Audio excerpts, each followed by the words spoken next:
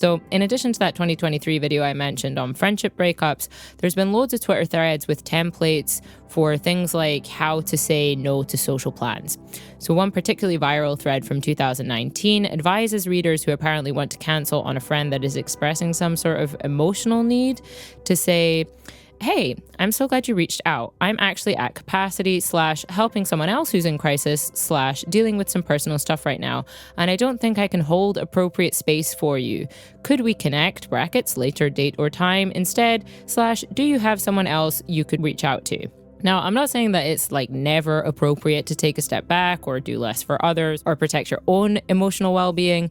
What I am saying is it's revealing that at no point in this entire cultural discourse is an assessment of our own reactions, our own behavior, or our own actions required, nor is any assessment of whether these are justified or ethical.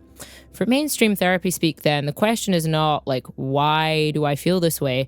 It's more a statement. It's a statement of, I feel this way, therefore, or even an accusation of, what are you doing to make me feel this way? And I think this is one of the reasons why therapy speak has become so popular, because it has this like discursive utility. It has this function, this outcome of pulling the focus away from the speaker. It serves to shut down any critical analysis of whether the speaker's own role, behavior, or agency in the situation is contributing to some kind of negative outcome. And this is something that we can see in an example that we talked a lot about in the episode on justice, which was the now infamous text exchange between Jonah Hill and his now ex-girlfriend, a professional surfer and model called Sarah Brady, on Hill's so-called boundaries.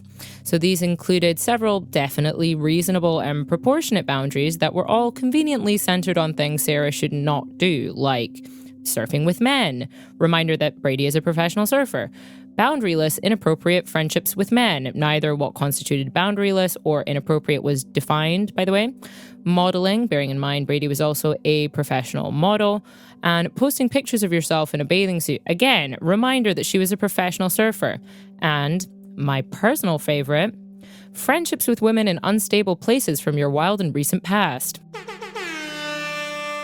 So Hill is very clearly, with this list, trying to weaponize the language of boundaries to exert control over his now, thankfully, ex-girlfriend. Now, a lot of internet discourse, both about this incident specifically and more generally around the misuse of terms like boundaries, has made jokes like, oh, we should have never let the men into therapy, now they've turned it against us, which I do admittedly find like incredibly funny as a joke. But if I was to take a more serious position on it, what I would say is, it's not that the men have weaponized therapy speak, it's that this language is inherently open to misuse. And there's a couple of reasons for that. And the first is that therapy is not an ethical language, right? You don't go to therapy to become a better person. You go to therapy in order to suffer less. And for some people, that process of trying to lessen the crushing weight of existence makes them a better person. But for a lot of people, it doesn't. And it's not a prerequisite of success in a therapeutic context. So one of the tweets that I've posted on the Insta carousel for this episode is one that says, the worst person you know is in therapy right now, being told they can be a little bit selfish sometimes. And that's fucking true, right? Like, going to therapy does not necessarily make you a better or even just basically good person. And girls, getting your man to go to therapy will not necessarily make him a good partner. Just putting that out there as someone who has learned that lesson the extremely hard way, shall we say. The second reason that therapy speak is rife for misuse is more academic and less about the boundless spite and bitterness that fills my cold dead heart. And that reason is that therapeutic language, whether Freudian or not, is a medicalized discourse because it originates from medical fields like clinical psychology, psychiatry, etc.